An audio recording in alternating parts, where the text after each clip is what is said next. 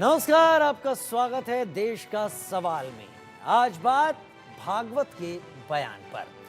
आज विजयादशमी का पर्व है, हिंदुओं का एक बड़ा त्योहार है और हर साल की तरह विजयादशमी पर्व पर राष्ट्रीय स्वयंसेवक संघ ने भी शस्त्र पूजन किया। नागपुर में संघ मुख्यालय पर आरएसएस प्रमुख मोहन भागवत ने शस्त्र पूजा की। इस दौरान संघ प्रमुख मोहन भागवत ने एक बार फिर हिंदुओं की एकता का संदेश दिया। हिंदुओं को एकजुट होने की बात दोहराई। बांग्लादेश में हिंदुओं पर हुए अत्याचार का उन्होंने जिक्र किया। मोहन भागवत ने कहा कि अगर हिंदू समय पर एकजुट नहीं होते तो हालात वहां कुछ और ही होते। मोहन भागवत ने कहा कि बांग्लादेश में यह धारणा फैलाई जा रही है कि भारत एक खतरा है। भागवत ने कहा कि हमारे पड़ोसी मुल्क बांग्लादेश में जो कुछ हुआ उसके कुछ तात्कालिक कारण हो सकते हैं, लेकिन जो लोग चिंतित हैं वे इस पर चर्चा जरूर करेंगे। लेकिन उस अराजकता के कारण हिंदुओं पर अत्याचार करने की परंपरा वहां पर दोहराई गई। पहली बार हिंदू एकजुट हुए, अपनी रक्षा के लिए सड़कों पर उतरे, लेकिन जब तक क्रोध में आकर अत्याचार करने की एक कट्टरपंथी प्रवृत्ति होगी तब तक न केवल हिंदू बल्कि सभी अल्पसंख्यक खतरे में ही होंगे। उन्हें पूरी दुनिया के हिंदुओं से मदद की जरूरत है। अगर हम कमजोर हैं तो हम अत्याचार को आमंत्रित कर रहे हैं। हम जहां भी हैं हमें एकजुट और सशक्त होने की जरूरत है। लेकिन भागवत का यह संदेश विपक्ष को अच्छा नहीं लगा। कांग्रेस ने जय फिलिस्तीन का जिक्र किया, कहा कि अगर ओवैसी संसद में जय फिलिस्तीन बोलते हैं तो इनको दिक्कत क्यों होती है। वहीं समाजवादी पार्टी ने भी सवाल उठाए, भागवत के बयान के मायने क्या हैं, विपक्ष को भागवत के बयान से दिक्कत क्यों है। इसी पर हम आज डिबेट करने वाले हैं। तो देश का सवाल क्या है? देश का सवाल, भागवत संदेश से देश में हिंदू एकजुटता क्या मजबूत होगी? हिंदू एकजुटता की बात पर अखिलेश को क्यों गुस्सा आ रहा है? हिंदुस्तान में हिंदुओं की एकता की बात से क्या विपक्ष को कोई दिक्कत है? बांग्लादेश में हिंदुओं पर अत्याचार, सवाल उठाना गलत कैसे हो जाता है? अल्पसंख्यकों के हित की बात करने वाले आखिर हाय तौबा क्यों मचाने लगते हैं? कट्टरपंथियों पर सवाल उठाने पर विपक्ष को ऐतराज क्यों हो जाता है? सुन लेते हैं मोहन भागवत ने। अब हमारे पड़ोस में ही बांग्लादेश में क्या हुआ, उसके कुछ तात्कालिक कारण और पहलू है, ये बात ठीक है, लेकिन इतना बड़ा उत्पात तो उससे नहीं होता।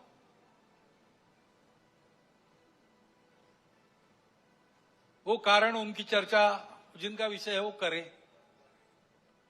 परंतु दो बातें ध्यान में आती है। पहली बात है कि उस उत्पात के कारण वहां के हिंदू समाज पर जो अत्याचार बार बार होते हैं उस परंपरा को फिर से दोहराया गया।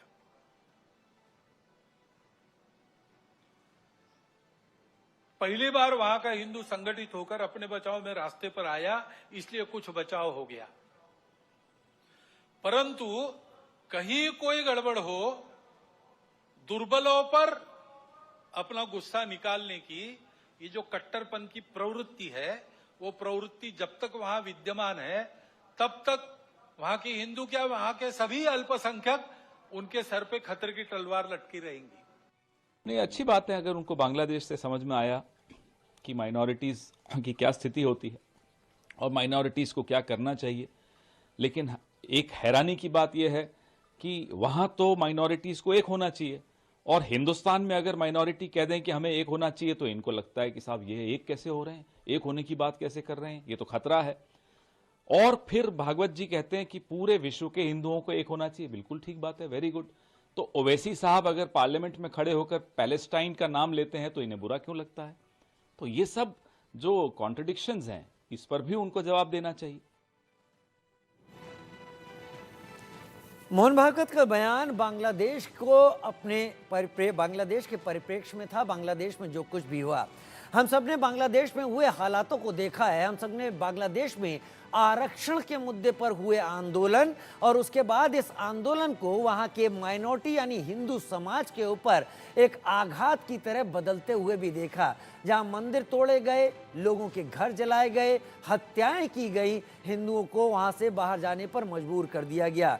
पिछले कुछ सालों में हिंदुओं की आबादी 13.5% से लेकर 8% तक अगर बांग्लादेश में आ गई है तो ये सवाल जायज है उठाना कि वहां पर अगर इतने ज्यादा विरोध के बावजूद अगर हिंदू वहां एकजुट हुए तो वहां की सरकार भी हिंदुओं से मिलने बातचीत करने के लिए पहुंची और उसके बाद थोड़ी बहुत रक्षा सुरक्षा सुनिश्चित की गई।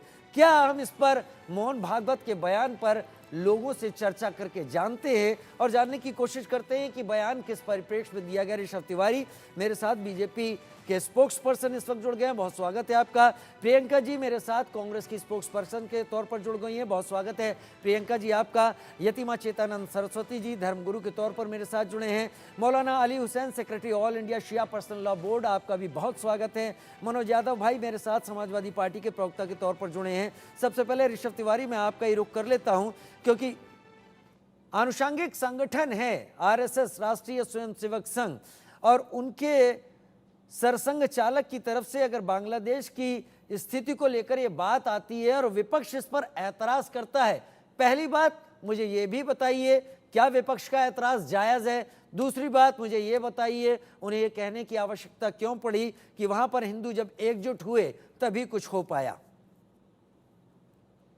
सबसे पहले इंडिया न्यूज का धन्यवाद जिन्होंने चर्चा के लिए आमंत्रित किया। आज विजयादशमी है, सारे लोगों को उसकी बहुत बहुत शुभकामनाएं। आपको माता भी। रानी की कृपा पूरे देश पे आप सभी पे बनी रहे। देखिए, चर्चा का विषय इसलिए निकल कर आ रहा है और विपक्ष से हम ज्यादा उम्मीद भी क्या कर सकते हैं। उनको विपक्ष को इफ्तार पार्टी याद रहती है लेकिन दिवाली सेलिब्रेशन वो भूल जाते हैं, उस पर वो आपत्ति करते हैं, तो इसलिए विपक्ष से हम ज्यादा उम्मीद नहीं कर सकते।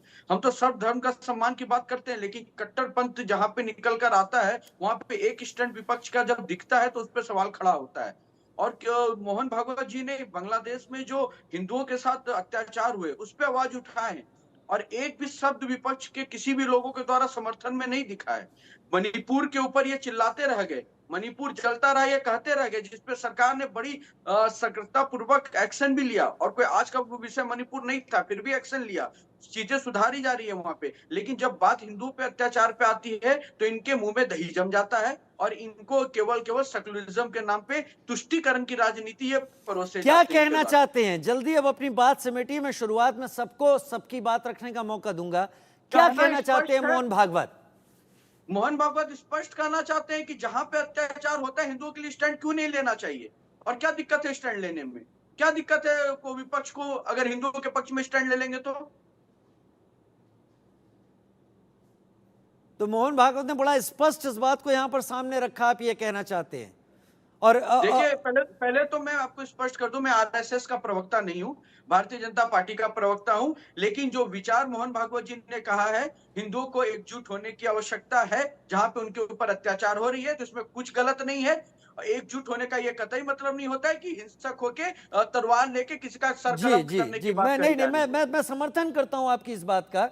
एकजुट होकर कहने का ये मतलब कतई नहीं निकलता है कि आप तलवारें हाथ में ले लें और दंगा करना शुरू कर दें, लेकिन समाज की एकजुटता का उन्होंने संदेश शायद उस उदाहरण से दिया जब बांग्लादेश में एक साथ सभी हिंदू वहां पर इकट्ठा हुए एक चौराहे पर, जिसके बाद वहां की सरकार को जिन्होंने सॉफ्ट चेहरे को प्रतिनिधित्व के तौर पर रखा था वो मिलने भी गए, क्योंकि उसके पहले की तस्वीरें हमने निर्बाध दिखाई, आग लगते हुए मंदिर दिखाए, वहां पर रोते हुए लोग दिखाए, हत्याएं दिखाई, सब कुछ दिखाया वहां पर। खैर, प्रियंका जी मेरे साथ इस वक्त जुड़ी हुई हैं। प्रियंका जी, बीजेपी का ये आरोप अक्सर रहता है कि जब बात आती है मेजॉरिटी की, भारत की, हिंदू की, तब कांग्रेस खामोशी अख्तियार कर लेती है, लेकिन जब माइनॉरिटी की बात आती है तो उसको तुष्टीकरण का सहारा लेकर वहां पर बहुत ज्यादा बोलती है कांग्रेस। आज अगर मोहन भागवत ने यह बात कही है तो उन्होंने बांग्लादेश के परिप्रेक्ष्य में कही है, या आपने भी देखा होगा। मैं आपकी प्रतिक्रिया जानना चाहता हूं कि इस पर विपक्ष का विरोध क्यों है? देखिए, भारतीय जनता पार्टी की जो सोच है और विचारधारा, वो कांग्रेस की विचारधारा कभी नहीं हो सकती। कांग्रेस की विचारधारा और सोच ये है कि वो अहिंसा की पुजारी है, गांधी जी के धर्म की और गांधी जी के सोच की और गांधी जी के विजन की पुजारी है। आप देखिए, मोहन भागवत जी क्या कहते हैं, दुर्बल रहना अपराध है, शस्त्र उठा लेना चाहिए। अरे शस्त्र क्यों उठा लेना चाहिए, अब ये बताइए। और आप अगर माइनॉरिटीज की बात करते हैं तो भारत में माइनॉरिटीज को क्या शस्त्र उठा लेना चाहिए? आप ऐसा बोलते? मुझे लगता है कि सोच समझ कर बोलना चाहिए और इससे कितना बुरा इम्पैक्ट कहाँ पड़ता है ये सोचना चाहिए। और ये पूरी तरीके से गलत है कि शस्त्र उठा लेना चाहिए। और मैं पूछना चाहती हूँ कि बांग्लादेश में जब हिंदुओं पर अपराध हो रहा था, हिंदुओं पर जो भी हो रहा था, उस समय कहाँ थी भारतीय जनता पार्टी? भारतीय जनता पार्टी तो कहीं नजर नहीं आ रही थी। हम तो चाहते थे कि कोई एक्शन लिया जाए, कुछ बात करी जाए। हम तो मौजूद भी थे वहां पर क्या हुआ? भारतीय जनता पार्टी तो वहां वहां खुद प्रधानमंत्री मौजूद नहीं थे। तो सोचने और करने में अंतर होता है, करनी और कथनी में अंतर होता है, और भारतीय जनता पार्टी की कथनी और करनी में पूरी तरीके से अंतर है। आज वो बंगाल की केस का जिक्र करते हैं, पर उत्तर प्रदेश में अभी कल ही एक अपराध होता है, परसों भी एक अपराध होता है, एक बच्ची 10 साल की, उसके साथ बलात्कार होता है, पर उस पर चुप्पी साधी जाती है। क्यों साधी जाती है चुप्पी? उत्तर प्रदेश में लगातार जिस तरह से अल्पसंख्यक हो, उनके घर पे बुलडोजर चलाए जाते हैं, उस पर चुप्पी क्यों साधते हैं? क्योंकि अल्पसंख्यक से मतलब नहीं है यहाँ पर सिर्फ बंटवारा करने से मतलब है, यहाँ पर सिर्फ ऐसे भाषणबाजी देने से मतलब है जिसमें कटोगे या मरोगे, जिसमें जो है गोली मारो, और 80 और 20 इस तरह के जब भाषण दिए जाते हैं तो उसमें कहाँ एकता दिखाई देती नहीं, है? लेकिन बांग्लादेश में भी तो छात्रों का आरक्षण आंदोलन हुआ था। ये आरक्षण आंदोलन अपनी नौकरी के लिए था। वहां पर अचानक ये हिंदुओं के खिलाफ कैसे बन जाता है? तो उस कट्टरपंथी जमात के खिलाफ अगर वहां का माइनॉरिटी समाज एकत्र नहीं हो पाता, और एक बार जब एकत्र होता है तो इस संदेश को अगर मोहन भागवत ने सामने रखा, तो आपको क्या लगता है वो क्या साध रहे थे? क्या आपको लगता नहीं कि उस वक्त बांग्लादेश में यही जरूरत थी उस समाज की? नहीं तो घर तो जल ही रहे थे। हमारे पास भी तस्वीरें आ रही थी, हत्याएं हो रही थी, तस्वीरें आ रही थी, लूटा जा रहा था, तस्वीरें आ रही थी। तो क्या आपको लगता है उससे कुछ साध रहे हैं मोहन भागवत? देखिए, मुझे लगता है कि वो उनकी मंशा पूरी तरीके से क्लियर है, किस तरह से बांटो और राजनीति करो। और सिर्फ आप देखिए कि उत्तर प्रदेश में जब माइनॉरिटीज के ऊपर बुलडोजर चलता है तो वो चुप्पी साधे रहते हैं। क्यों चुप्पी साधे रहते हैं, आप ये बताइए। और मैं ये पूछना चाहती हूँ कि और इससे इतना शस्त्र उठा लेने की जरूरत क्या है? किसको ये ज्ञान बांट रहे हैं कि शस्त्र उठा लेना चाहिए? नहीं, इस शस्त्र देश उठाने की में बात तो नहीं कही। एकता है, इस देश में लोग साथ में रहते हैं, आप किसको भड़का रहे नहीं हैं? नहीं आप नहीं ये नहीं नहीं बताइए नहीं, सबसे शस्त्र पहले। उठाने की बात तो मैंने नहीं सुनी। आपने सुनी है क्या? अरे भाई, आपने नहीं सुनी? आप देखिए ना, उन्होंने कहा है दुर्बल लेना अपराध है, शस्त्र उठा लेना चाहिए। पूरा सेंटेंस अगर आपने नहीं सुना तो मैं सुनाती हूँ आपको। जी। और शस्त्रों की पूजा भी करते हैं वो। नहीं नहीं, आज शास्त्र भी पूजा तो करी आज के उन्होंने। दिन की है, वो तो अरे कब भाई, से होती शस्त्रों है। की पूजा आप करें। शस्त्र और पूजा तो कब आपके से होती है? नेता अच्छा मंत्री के एक मिनट, बच्चे- अच्छा एक मिनट, नहीं नहीं, एक मिनट, आपके प्रियंका जी, नेता मंत्री प्रियंका के जी, बच्चे विदेश में पढ़े प्रियंका जी, और प्रियंका गरीबों जी, के बच्चों को आप कहें प्रियंका कि जी, शस्त्र उठा लेना चाहिए। तो प्रियंका मैं जी, पूछना प्रियंका जी, चाहती हूँ आपने कहा कि किसी के- कांग्रेस अहिंसा की पुजारी है। आप लगता जी। है अप्रैल 2024 में कांग्रेस के वरिष्ठ नेता सलमान खुर्शीद की बेटी मारिया आलम खान का बयान भूल गई हैं। उन्होंने कहा था अरे कि भाई, एक साथ होकर कौन वोटों का बेटी, जिहाद किसकी करो। बेटी? आप लोग भी ढूंढ ढूंढ के बयान कहाँ से लाते हैं मुझे पता अरे नहीं। कहाँ से? कोई एकदम नेता बयान मंत्री है, आपको मिला नहीं, आप किसी इस की बयान को बेटी का ढूंढ बयान लीजिए। लेके चले आए आप। सलमान खुर्शीद अरे की भाई, बेटी राजीव मारिया आलम जी, खान ने ये बात आप कही है। राजीव मैं ऑन जी, रिकॉर्ड कह रहा नहीं, हूँ, राजीव वोटों जी, का कम जिहाद से कम करो। आप आपको अपने नहीं बड़े पता है चैनल तो आप गरीबों देख पर लीजिए। और कम से कम मुझे किसी लगता है बयान आपको को उसका अगर आप ज्ञान कोट नहीं है। कर रहे हैं तो किसी नेता का बयान कोट करिए, मुझे लगता है आपको किसी इसका मंत्री ज्ञान का नहीं बयान है। कोट करिए। अब किसी की बेटी, किसी की रिश्तेदार, और किसी की बेटी वो थी भी नहीं। आपको मैं हकीकत बताऊं, नहीं, ये ये सिर्फ एक आपके मजाक बनाया गया है। नेता की बेटी का नहीं नहीं बयान नहीं है। नहीं, मैं आपसे ये ऑन पूछना रिकॉर्ड चाहती हूँ, है, आपका इतना जिम्मेदार चैनल ऑन है, रिकॉर्ड। मैं और जिम्मेदार इतने चैनल जिम्मेदार चैनल की पर बात कर रहा आप हूँ। किसी की बेटी जब का आप बयान कहती कोट हैं कर कि रहे हैं यहाँ हम पर, अहिंसा तो के मुझे पुजारी तो हैं, आपत्ति होगी। तो आप कौन अपने किसकी पीछे बेटी है देखती मुझे नहीं तो है। पता नहीं है कि कौन ठीक किसकी है, बेटी है। यतिमा चेतनंद लेकिन ठीक है सरस्वती, राजीव जी, आपको बहुत मौका दे दिया। यतिमा चेतनंद सरस्वती मेरे साथ धर्मगुरु के तौर पर इस वक्त जुड़े हुए हैं।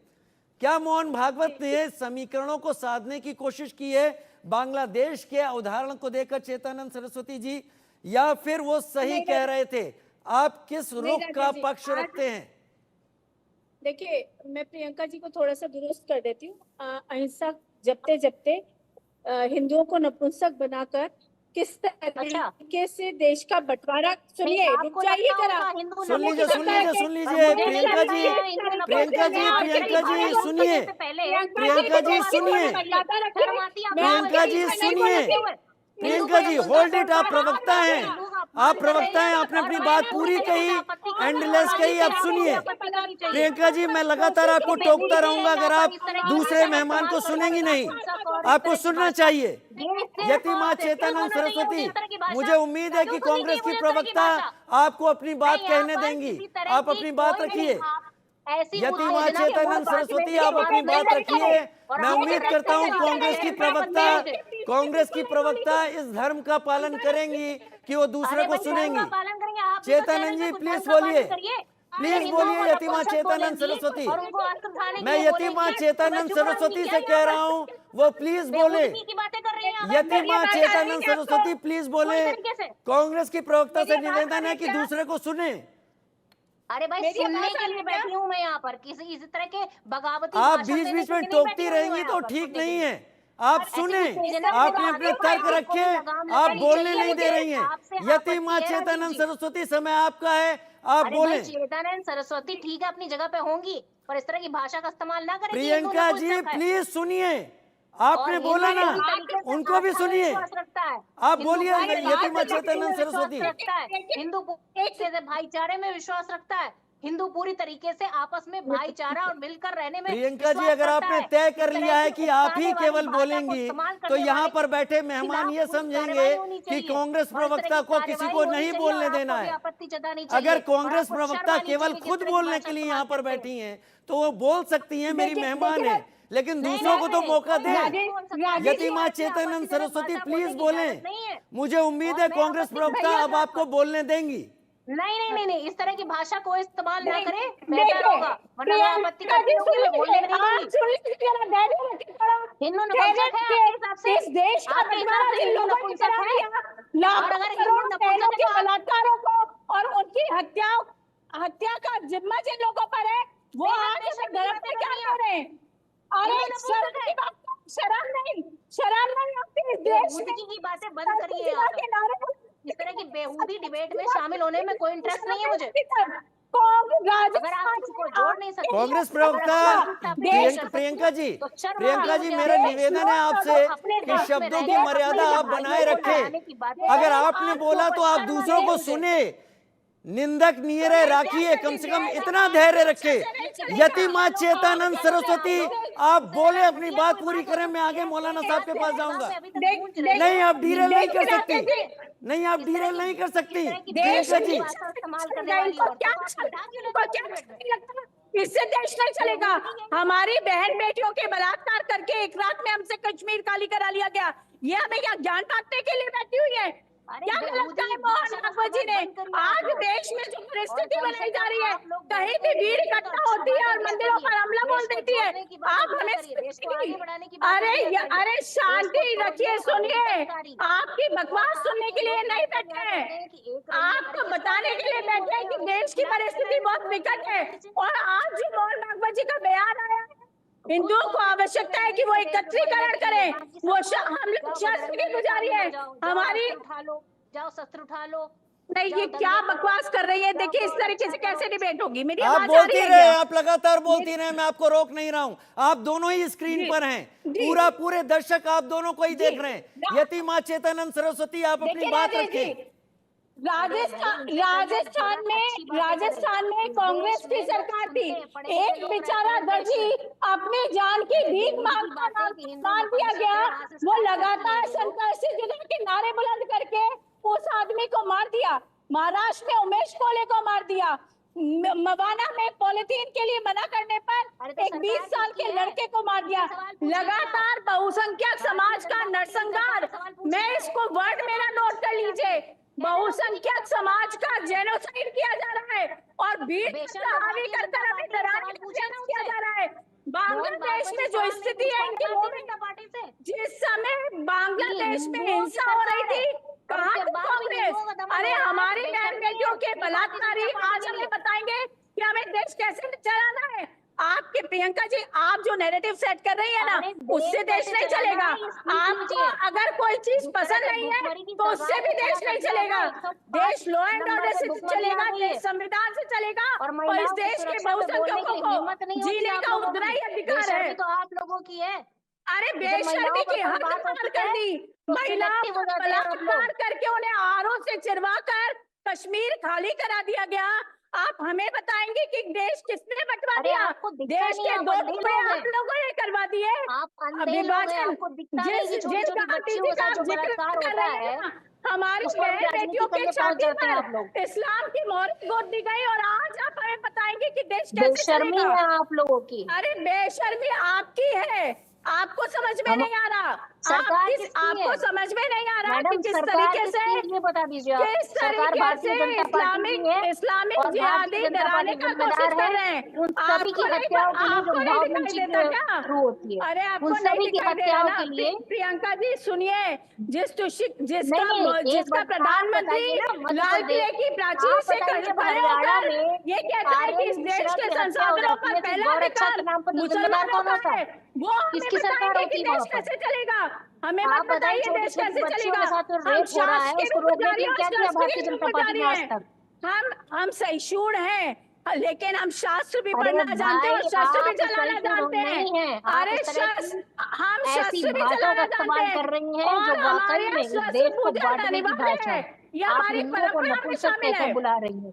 बेशर्मी तो अरे आपकी पहले से ही शुरू अरे हो गई थी। बनाया किसने? पहले शब्द में अहिंसुक आपने अपनी परमो धर्म बेशर्मी कहने दिखा दी वाले थी। ने ये क्यों नहीं बताया कि धर्म हिंसा का आप सच है? नहीं चाहती कि इस अहिंसा देश का परमो युवा धर्म पढ़े का लिखे और पाठ अच्छा पढ़ाकर आदमी बने। उनका आप रक्त चाहते हैं शीतल कि इस करने देश का के लिए युवा अस्त्र ये उठा ले, क्यों नहीं शस्त्र उठा ले बताया और आपस में कि लड़े झगड़े। अहिंसा परमो आप देश को धर्म पूरा बर्बाद करने की झूठ सोच नहीं रखती है। हैं और मुझे अहिंसा आपत्ति है परमो ऐसी धर्म सोच पर, क्योंकि धर्म मैं हिंसा समझती के हूँ कि इस तहत है। देश में धर्म की एकता रक्षा होनी के चाहिए, लिए इस किसी देश भी में प्रकार भाईचारा की होना हिंसा चाहिए जायज और इस है। देश में आगे बढ़ना आपने क्यों चाहिए। नहीं बताया? पर आपकी बताइए जैसी ना, सोच गांधी इस जी का देश आप की यहाँ विघटनकारी उदाहरण सोच दे है। रही हैं, आप गांधी जी की बात कर रही हैं, क्यों देश का अरे बंटवारा गांधी स्वीकार जी किया? की बात मैं नहीं गांधी कर जी रही ने हूँ, तो आपको भी कहा था, करनी पड़ती है। जब आप विश्व गांधी के जी मंचों ने पर तो जाते कहा था हैं कि भारतीय मेरी जनता लाश पर पार्टी और बंटवारा प्रधानमंत्री होगा। जी, तो गांधी जी की बात करते सरदार हैं वल्लभ भाई और जब पटेल लौट के इस आते हैं देश तो में कहते अगर हैं अस्त्र स्ट्रॉन्ग उठा लो। एक्शन नहीं लेते तो लगातार झूठ पाकिस्तान बटोगे से तो हमारी पटोगे, बहन इस तरह की बेटियों की भाषा का लाशें आ रही इस्तेमाल थी। करते हैं। सर 80 और 20 की राजनीति सर करते हैं, बिल्कुल कब्रिस्तान निश्चित रूप और से जो है देखिए, शमशान घाट चलिए की चलिए, राजनीति ठीक है करते हैं। ठीक है ठीक है, ये क्या अंतिम गोली मारो ये या अंतिम बयान बहस दें। हो जाएगी, ये अंतिम बहस हो जाएगी, लेकिन कांग्रेस अध्यक्ष मल्लिकार्जुन खड़गे ने इस बीच क्या कहा है पहले हम वो सुन लेते हैं, उसके बाद आगे बढ़ते हैं। ये करने वाले ही बांट रहे ना। जो लोग देश में यूनिटी चाहते हैं वो पार्टी जो डिसयूनिटी चाहती है उस पार्टी को सपोर्ट करने वाले आप ही है, भागवत जी ही है। पहले कहाँ से शुरू करें? संविधान बदलने से शुरू करें, रिजर्वेशन निकालने से शुरू करें, हिंदू मुसलमानों के बारे में अलग अलग बात की, और करने वाले तुम और बुद्धि दूसरों को सिखा रहे हैं। आपने सुना कांग्रेस अध्यक्ष मल्लिकार्जुन खड़गे को, क्या बात कह रहे थे। मुझे उम्मीद है कि मैं अब आगे बढ़ पाऊंगा। मौलाना अली हुसैन मेरे साथ, secretary all India Shia personal law board, मेरे साथ जुड़े हुए हैं। बहुत स्वागत है मौलाना साहब आपका। आपने इतनी देर सुन लिया मौलाना साहब, अब मैं आपको 3-4 मिनट का पूरा वक्त दूंगा, आप आराम से इस बात को एनालिसिस कीजिएगा। हम बांग्लादेश के हालात की बात कर रहे हैं, भारत के हालात की बात नहीं कर रहे हैं। हम उस देश की बात कर रहे हैं, उस देश की जहां पर अभी कुछ साल पहले माइनॉरिटी में हिंदूज की आबादी 13.5% थी, आज वहीं की आधिकारिक जनगणना कहती है 8% पर आ गए हैं। हर साल 2.5 साल देश छोड़कर जा रहे हैं, या तो कन्वर्ट कर दिए जा रहे हैं या खत्म हो जा रहे हैं। ये बांग्लादेश की हकीकत है। आरक्षण पर आंदोलन चला था, वो हिंदुओं के खिलाफ कब हो गया पता ही नहीं चला, जमाते इस्लामी के रोल के बाद। और अब मोहन भागवत का यह बयान कि एकजुटता थी वहां पर, तब वहां की सरकार वहां के हिंदुओं की रक्षा के लिए आई, और वो तस्वीरें हम सब ने देखी हैं। एक बड़ी भारी हिंदुओं की भीड़ निकलकर सड़कों पर इकट्ठा हुई थी, जिसके बाद मोहम्मद यूनुस जो कि नोबेल लॉरेट हैं और जो अब हेड भी कर रहे हैं, वो आगे आए और उन्होंने बातचीत की भी थी। क्या ये बयान समीकरणों को, वोटों को साधने के लिए दिया गया, या ये बयान बांग्लादेश के हालात में जो स्थितियां हैं उसके उदाहरण के तौर पर सामने रखा गया? आपको मौलाना साहब इसके पीछे क्या समझ में आता है? देखिए, पहली बात तो यह है कि हमारे भारत ने बांग्लादेश का बहुत साथ दिया है। हमारे वजीर आजम नरेंद्र मोदी जी ने जिस तरह से सपोर्ट किया है बांग्लादेश का, मैं समझता हूँ पड़ोसी मुल्क में जितना ज्यादा सपोर्ट, जितनी ज्यादा मोहब्बत प्यार हमारे भारत ने दिखाई है बांग्लादेश को, शायद किसी को नहीं दिखाई होगी इतनी। और हर तरीके से सपोर्ट किया, मदद की, सहायता की। जिससे पहले वहाँ की वजीर आजम थी, उनको वहाँ बुलाया गया कितनी मरतबा, और वहाँ के ऊपर प्यार मोहब्बत से लोग रह रहे थे।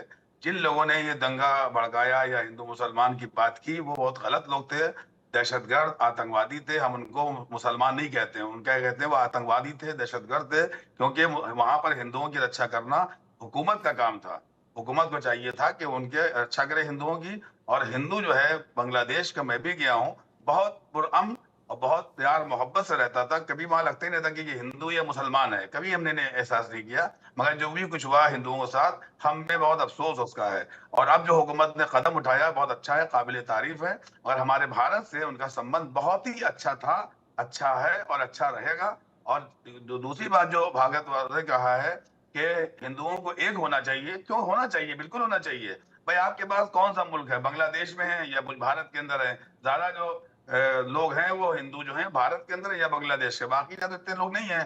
तो अगर प्यार मोहब्बत के साथ हिंदू रहते हैं तो मैं समझता हूँ बहुत अच्छी बात है, एका बहुत अच्छी चीज है। चाहे वो हिंदुओं का हो या मुसलमानों का हो या सिखों का हो या ईसाइयों का हो, मगर एके के साथ साथ प्यार मोहब्बत भी होना चाहिए। भारतवर्ष ऐसा कंट्री है, ऐसा मुल्क है कि जहां जहां भी दुश्वारियां मुश्किलात आती हैं, हर मुल्क का हम लोगों ने सपोर्ट किया है, सहयोग किया है, मदद की है, सहायता की है। कहीं पर भी दुश्वारियां आती हैं, भारत बढ़ चढ़ के हिस्सा लेता है। हद ये जो पड़ोसी देश पाकिस्तान है, जो आतंकवादी दहशतगर्द है, जितना जुल्म इसने हमारे भारत में किसी ने नहीं किया है, उसकी भी मदद कभी कभी करता है जब कोई मसला आता है। तो भारत के अंदर भागवत का बयान का मैं मतलब है कि मुखालफत नहीं करूंगा। मैं चाहता हूं कि एक लीडर ऐसा होना चाहिए जो सारी कम्युनिटी को, सारी कौम को, सारे समाज को लेकर चले। हुकूमतें आएंगी जाएंगी, कभी भाजपा आएगी, कभी कांग्रेस आएगी, कभी समाजवादी आएगी। आप पार्टियों में ना बांटिए लोगों को। आप देखिए कि अपने धर्म के एक होकर रहिए, अपने धर्म के मजबूत रहिए, मगर किसी पर अत्याचार न कीजिए, किसी पर जुल्म न कीजिए, किसी पर जाति न कीजिए। यही हमारे मुल्क और भारत की खूबी है। हिंदुस्तान जो है वो मुल्क है कि अब हम जब कहीं बाहर कंट्री में जाते हैं, बहुत से मुल्कों में, तो हमें प्यार मोहब्बत दिखाई पड़ता है। कहा कि भाई हम भी भारत के हैं, आप भी भारत के हो, आप भी हिंदुस्तान, हम भी हिंदुस्तान के। तो वहां पे एहसास होता है कि हम एक दूसरे के भाई हैं। हम नहीं पूछते कि तुम हिंदू हो या मुसलमान हो या सिख हो या ईसाई हो। ये खूबी जो है हमारे भारत की है, ये बाकी रहना चाहिए। पार्टियों को चाहिए कि ऐसा कोई काम ना करे जो आपस में कल्फिशार पैदा हो। ये मुल्क भारत जो है, ये भारत जो है वो मोहब्बत का मुल्क है, प्यार का मुल्क है। और सब मिलजुल के हमेशा रहते थे, रहते हैं, और इंशाल्लाह हमेशा इस मुल्क में हम लोग रहते रहेंगे। और जब भी कहीं कोई कहीं पर मुसीबत आती है, हम लोग मिलजुल के उनका साथ देते हैं। बांग्लादेश का हमने बहुत सपोर्ट किया है। हमारे मुल्क के वजीर आजम काबिल तारीफ है कि वो कई मरतबा गए भी वहां के ऊपर, वहां के सपोर्ट भी किया, हुसैन साहब सहयोग भी आपको किया। लगता है, हुसैन साहब आपको लगता है भारत का विपक्ष, कांग्रेस, समाजवादी पार्टी, ये कह रहे हैं कि बांटने की कोशिश है, ये जो बयान दिया है ये बांटने की कोशिश है। क्या आपको भी ऐसा लग रहा है कि ये भारत को टुकड़ों में बांटने की कोशिश है?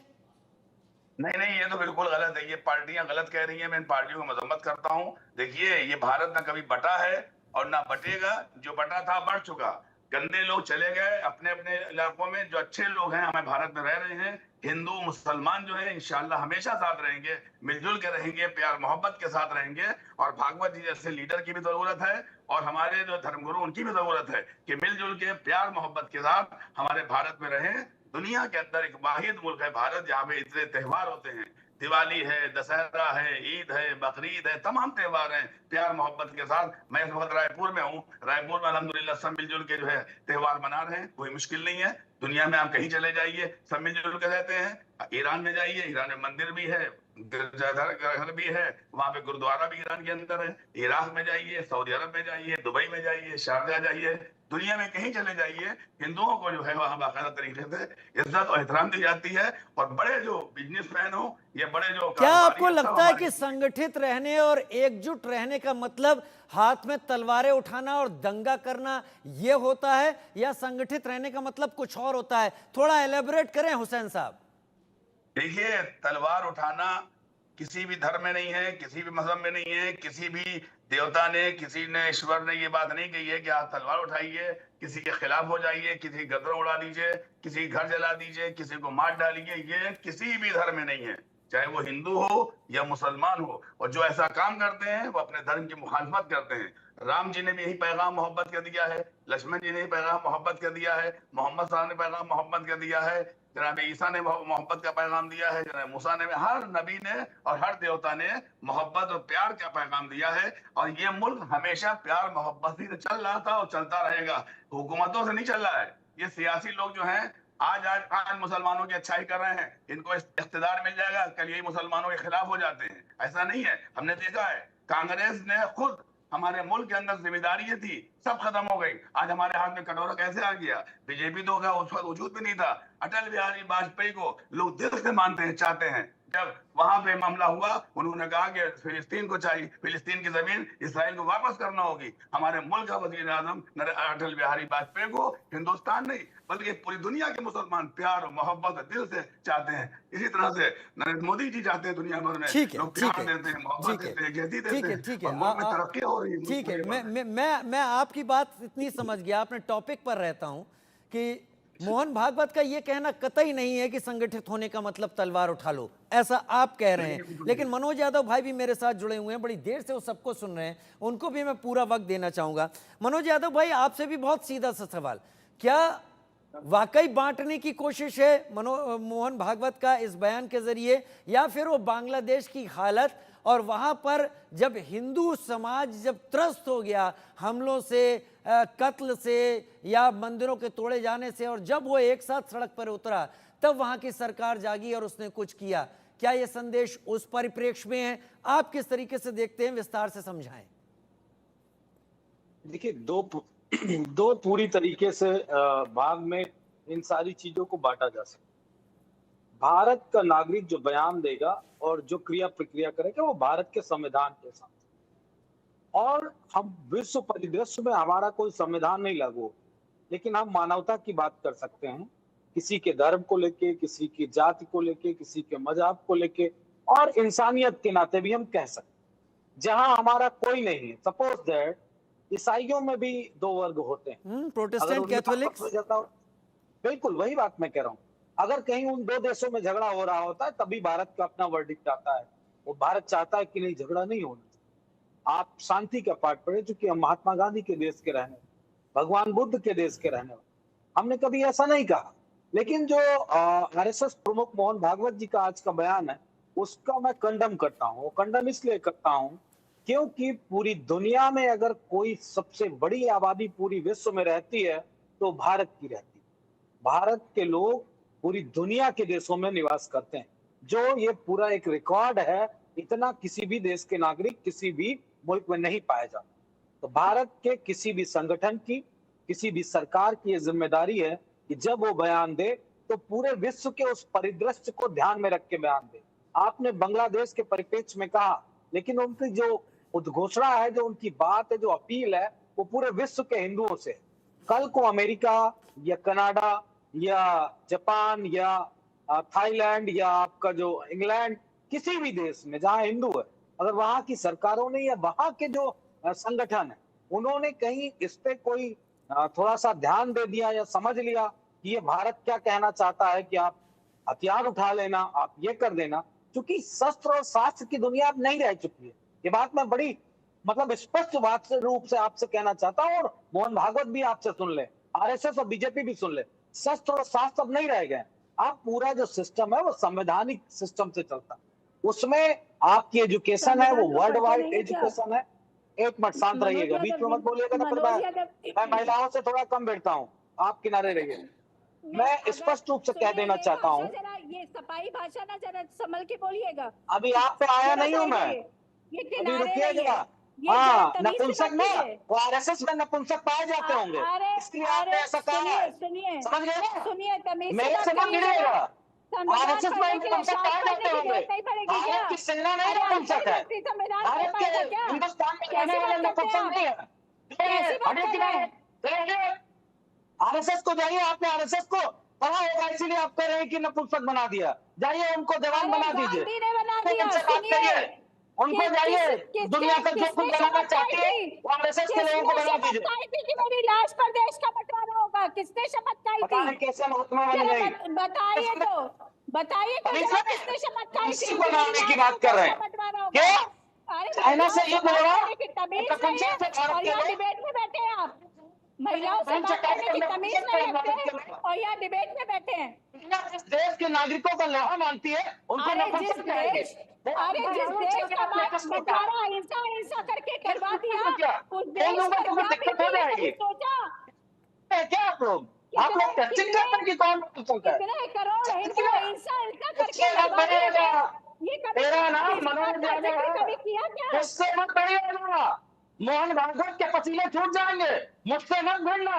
अरे मनोज पसीने भागवत के किसी के नेचर और नहीं सिग्नेचर छूटेंगे, दोनों पसीने दूसरे तो आप तरीके लोगों के छूटे के। पड़े हटा हैं, दो इधर। पसीने जहाँ किसी के नहीं RSS वालों को छूटेंगे। रद्द कर लो, वो सारे के सारे नपुंसक ही कहे जाते हैं। समझ में आ गई बात ना? अब मुझसे मत भिड़िएगा, मुझे अपनी बात कहने दीजिए। अरे मैं तमीज से बात स्पष्ट रूप करो, से आपके चैनल तमीज के से माध्यम बात से करो। कहना चाहता कौन हूँ, आदमी ये कौन बैठा है बदतमीज महिला यहाँ पे है? उसको बात करने की तमीज उन्होंने नहीं तीर है, रखे आपको, बात करने की तमीज नहीं है। उन्होंने तीर रखे आपको भाई। अरे किनारे आप उनके नाम क्यों उनको नहीं आते? मैंने बताया कि अगर तुमसे बात करेंगे तो उसके बाद भी तुमको मिल रहे हैं।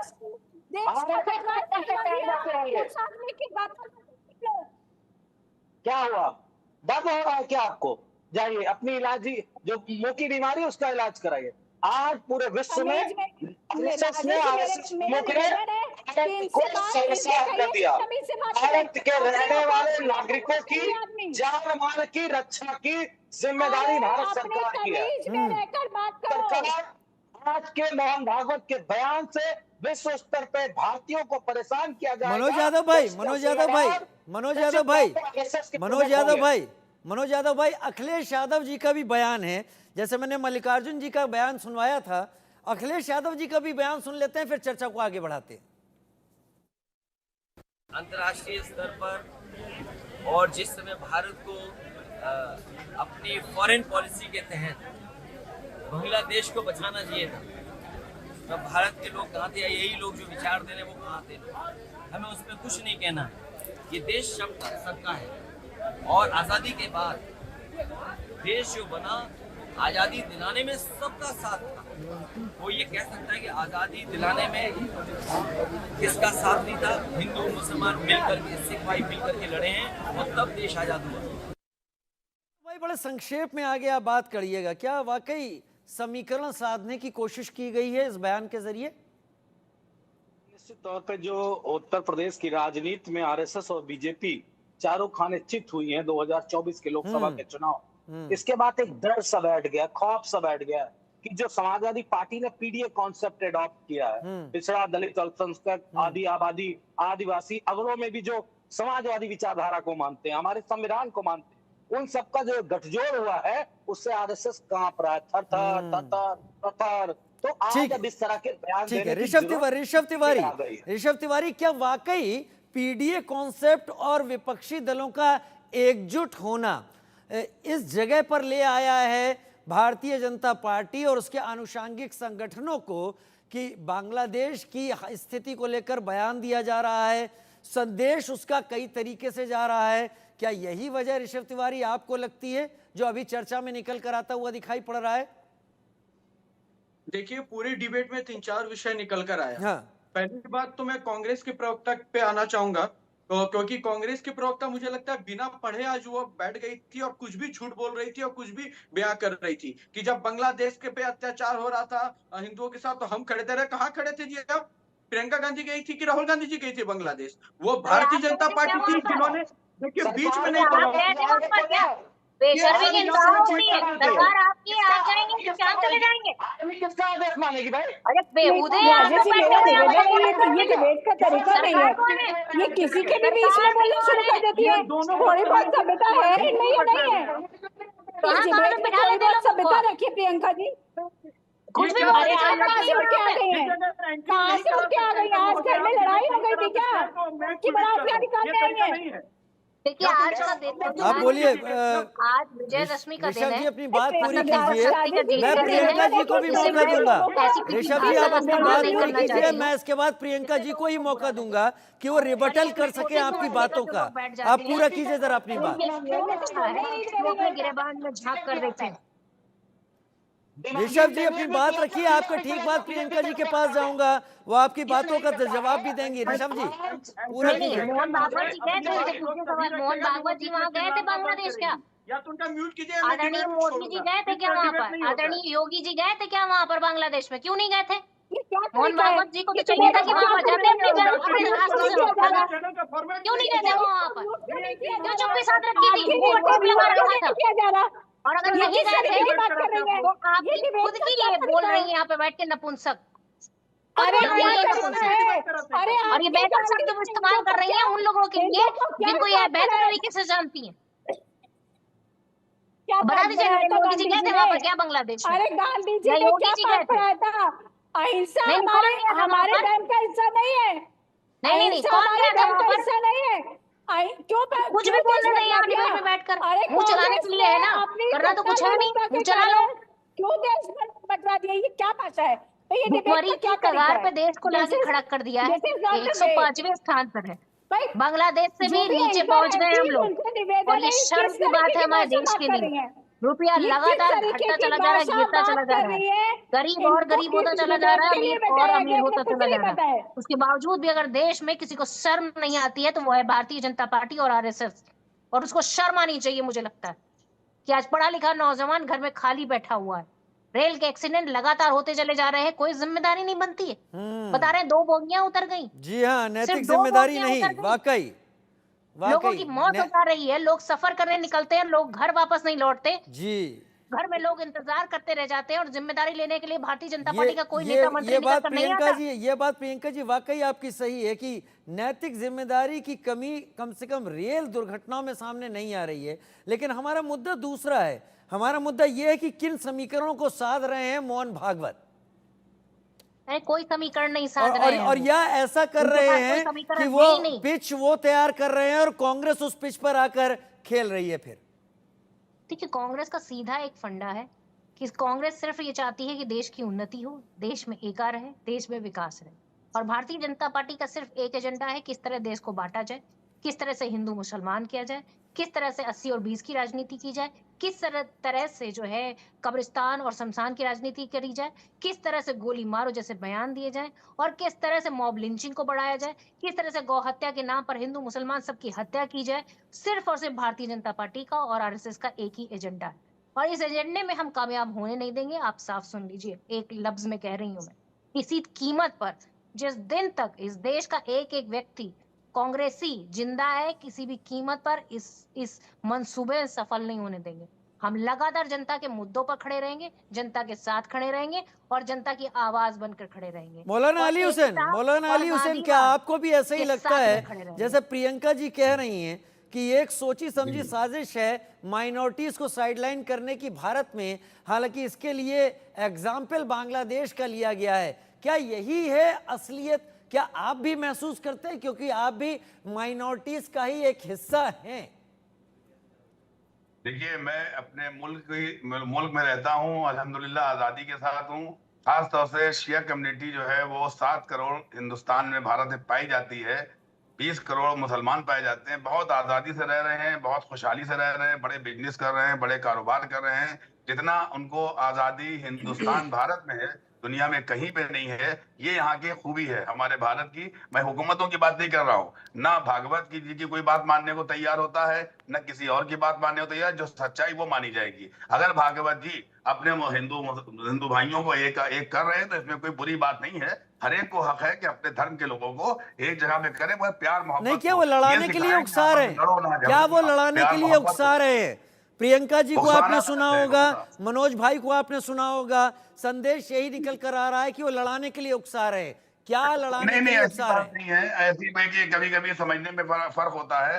भागवत जी से मैं भी मिला हूँ, ऐसा नहीं है, बहुत अच्छा भाषण देते हैं। उनके दिलों में हिंदुओं से भी मोहब्बत है, मुसलमानों से भी मोहब्बत है, हर धर्म के रहने वालों से मोहब्बत है, और मैं जानता हूँ उनका दिल साफ है।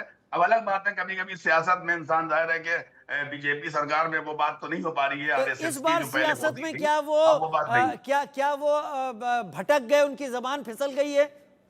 हाँ, हो सकता है, ज़ईफ़ी है, बुजुर्ग हैं, यानी आज जो उन्होंने कहा है ये जबान फिसली है उनकी, आप ऐसा लगता है आपको? नहीं, हो सकता है ऐसा भी, मगर अगर वो अपने कम्युनिटी को एक कर रहे हैं, इत्तेहाद दे रहे हैं, मोहब्बत प्यार से दे रहे हैं, बिगड़े में हैं। और ये आप देखें, मुसलमानों में तो एक ही कौम है, हिंदू में तो आप देखें कि कितनी जातियां हैं, कितने लोग हैं, हरिजन हैं, ये हैं, वो हैं, पंडित हैं, ब्राह्मण हैं, यादव हैं, तमाम तरह के। तो सबको अगर एक करना चाहते हैं भागवत जी तो बहुत अच्छी बात है। ऐसी बात करना चाहिए कि सब एक हो जाए, यादव भी हो जाए, ब्राह्मण भी हो जाए, पंडित भी हो जाए, हरिजन भी हो जाए, दलित भी हो जाए, सब एक हो जाए। ये चाहते हैं भागवत जी। लोग समझ नहीं पा रहे इस बात को। वो चाहते हैं ये लोग सब एक हो जाए, एक ताकत बन जाए। और मुसलमानों से मैं अपील करूंगा, तुम भी सब एक होना चाहिए। तुम क्यों आपस में लड़ रहे हो, फसाद कर रहे हो? मेरे को आपस में इत्तेहाद रखना चाहिए, मोहब्बत से रहो, इस देश के अंदर प्यार से रहो। ये भारत इतना अच्छा मुल्क है कि दुनिया में इससे अच्छा मुल्क नहीं मिलने वाला तुमको। दरअसल 5 यहाँ पे अगस्त अच्छे से अब लोग तक रहते की हैं। बात करें तो इसी कमेटी की। 1268 हमले हो चुके हैं बांग्लादेश में हिंदुओं पर। 52 जिलों में ये हिंदुओं पर हमले हुए हैं, जो जानकारी हम लगातार दे रहे हैं। मंदिरों में तोड़फोड़, आगजनी लगातार वहां पर हो रही है। दुर्गा पूजा में चाकूबाजी और बम फेंका गया। सरकार ने वहां की हिंदू अफसरों की लिस्ट मांग ली है। इसको लेकर हिंदू अधिकारियों में एक डर फैल गया है कि अब मोहम्मद यूनुस की सरकार क्या करने जा रही है। एक सॉफ्ट चेहरा माने जाते हैं मोहम्मद यूनुस, नोबेल लॉरेट हैं, लेकिन उसके बाद उनके सामने आने के बाद पीछे जो कुछ हो रहा है वो ये सवाल उठा रहा है, और जो सवाल भारत जैसे बड़े देश में अब उठना लाजमी है। मनोज यादव भाई मेरे साथ इस वक्त जुड़े हुए लगातार। मनोज यादव भाई, आगे आने वाले दिनों में, अभी तो उत्तर प्रदेश में कोई चुनाव नहीं है, अभी संसद का या पार्लियामेंट का भी चुनाव नहीं है, तो आपको क्या लगता है कहां किसको उकसाने की कोशिश इस बयान के जरिए हो रही है? विजयदशमी तो हर साल आती है। नहीं, विजयदशमी जब आती है तो मोहन भागवत को बयान भी आता है और कुछ इसी तरीके का हाँ, हर तो साल है। आता है। ये बात मुझे अच्छे पता है, क्योंकि आज के दिन तो शस्त्र पूजा होती है ना, वो अलग बात की चलाना नहीं आता है, चलाया कभी नहीं है। इस देश की हिफाजत के लिए कभी आरएसएस ने शस्त्र नहीं उठाया, और ना इनके पास कोई ऐसा वीर व्यक्ति बड़ा भी है जिसका हम इतिहास, जिसका महिमा मंडन कर सके, जिसने किसी वांडर को मारा हो, किसी ऐसे अंग्रेज अफसर को मार दिया हो जो देश को लोगों पे जुल्म कर रहा हो। वो अलग बात की, सब दिखावटी लोग हैं, होते भी रहने चाहिए भाई। लेकिन बड़ा अच्छा लगा सैयद अली हुसैन जी ने कहा कि मैं मिल चुका हूँ। ये आपका सौभाग्य है कि आप मिल चुके हैं। वैसे हम लोग अपना दुर्भाग्य बनाए रखना चाहते हैं कि ऐसे व्यक्ति से हम लोग ना मिले जो नफरत की पाठशाला खोलते हो। भारत की एक ही पहचान है, अनेकता में एकता। अगर ये कॉन्सेप्ट इस देश का कोई संगठन, कोई जाति, कोई धर्म, कोई मजहब, कोई सरकार नहीं करती है तो संविधान के विरोध में है। और काहे के लिए यादव को एक कर देंगे? लाला लाला लाला लाला के लिए एक करते हैं हिंदुओं को। जब देने का नंबर आता है ना, तो मोहन भागवत से लेकर नरेंद्र मोदी, प्रियंका जी, क्या आपको भी ऐसा ही लगता है कि मोहन भागवत से आपकी मुलाकात नहीं हुई? अच्छा हुआ। रुक जाइए, पहले मैं बात पूरी कर लूं। आरक्षण की बात करूं, हिंदू ही तो आरक्षण सबसे ज्यादा इस देश में ले रहा है, और बड़ी आबादी आरक्षण ले रही, चाहे वो हमारे SC/ST समुदाय के हों, चाहे फिर वो बैकवर्ड क्लास के लोग। अब तो ब्राह्मणों में यानी सवर्णों को भी होल्ड कीजिए, अब मेरे पास समय कम है इसलिए मुझे प्रियंका जी को समय देना होगा। प्रियंका जी, क्या आप भी मनोज जी की तरह ऐसा ही समझती हैं कि अच्छा हुआ आपका आपका सौभाग्य रहा, आप मिले नहीं? आरक्षण देने की बात आती तो मोहन भागवत का हिंदू तो कहाँ चला जाता है? मेरा सिर्फ प्रियंका जी प्लीज प्रियंका जी को बोलने दें, प्लीज प्रियंका जी को बोलने दें। प्रियंका जी जी राजीव जी बताएं, सवाल पूछिए। आपको भी मनोज जी की तरह ऐसा ही लगता है जैसे उन्होंने हुसैन जी को कोट करते हुए कहा कि आप मिले, आपका सौभाग्य है, मैं चाहता हूं मेरा दुर्भाग्य रही मेरी मुलाकात उनसे नहीं हुई? देखिए, मुझे लगता है कि मोहन भागवत जी ने इससे पहले एक बार उन्होंने बात की थी कि किस तरह से जो महिलाओं के साथ अपराध हुआ, जिस तरह से जो लोग शामिल हुए, उससे उस पर किसी ने कोई टिप्पणी नहीं करी। पर मैं जरूर पूछना चाहती हूँ कि प्रधानमंत्री जी अभी तक गए क्यों नहीं बांग्लादेश? और प्रधानमंत्री जी नहीं गए थे तो अमित शाह जी चले जाते, अमित शाह जी नहीं गए थे तो नड्डा जी चले जाते, नड्डा जी नहीं गए थे तो मोहन भागवत जी चले जाते। कुछ तो हिंदुओं के लिए उनके मन में कुछ अगर दर्द होता तो वो चले जाते। अरे वहां तो छोड़िए, मणिपुर नहीं गए। मोहन भागवत जी लगातार कहते रहे कि मणिपुर चले जाइए, मणिपुर में लगातार अपराध हो रहे हैं, पर वहां भी नहीं गए। तो मोहन भागवत जी खुद अपनी अपनी जो है जेट सिक्योरिटी में, उनको कुछ कर नहीं सकते, वो खुद ही असहाय हैं। और मैं पूछना चाहती हूँ कि मणिपुर पर उन्होंने जो कहा था उस पर आज तक एक्शन नहीं हुआ। किसको भाषण देना है यहाँ बैठ के? और भाषण देने से काम नहीं चलेगा। अगर आपके अंदर इतनी कुव्वत है तो जाइए ना, आप बांग्लादेश जाइए और रोकिए हिंदू पर हो रहे अपराध को। और अगर आप रोक नहीं सकते हैं तो यहाँ पर पाठशाला पढ़ाने से और चलाने से तो कोई काम चलेगा नहीं। और आप पूछ रहे हैं सवाल कि विपक्ष क्यों नहीं गया? अरे भाई, जब विपक्ष मीटिंग बुलाई गई तो विपक्ष वहां मौजूद था। विपक्ष पूरी तरीके से आपके साथ में खड़ा हुआ है, और हमने तो करके दिखाया। हमने तो पाकिस्तान के 2 टुकड़े किए और हमने बांग्लादेश बना दिया था। आप बांग्लादेश की रक्षा भी नहीं कर पा रहे, यहाँ बैठकर से कहना जी बातों से पेट भरना चाहते हैं लोगों का, तो बातों से पेट नहीं भरेगा। आपकी हकीकत लोग जानते हैं कि आप किस तरह के लोग हैं। आप बंटवारा करना चाहते हैं इस देश में, लोगों को बांट कर राजनीति करते हैं। आपका पेट ही उसी से भरता है और आपकी राजनीति भी उसी से चलती।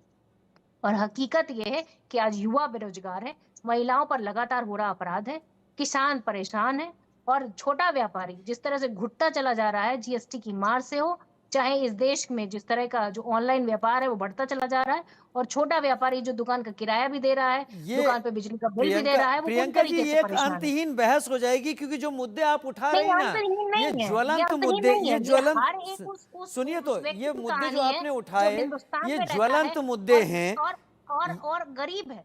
नहीं ऐसा नहीं, है। जो मैं मुद्दे बात आप अपनी उठा उसकी रही नहीं हैं कर रही। ज्वलंत मुद्दे हैं, उस 10 मैं लोगों मानता की बात हूं, नहीं कर रही। मैं मानता हूं उस ज्वलंत 10 मुद्दे लोगों की हैं, बात लेकिन नहीं इन कर रही हूँ, ज्वलंत मैं मुद्दों पर 99% लोगों की बात आपको कर या रही हूँ। कांग्रेस मैं को उन समर्थन 1% क्यों लोगों नहीं की बात मिलता नहीं है? कर रही हूँ जो अमीर जम्मू हैं कश्मीर में और भी जिनको आपको समर्थन प्रधानमंत्री नहीं लगा मिला, रहा आपकी और आगे सहयोगी बढ़ाते पार्टी चले को जा रहे मिला हैं। है।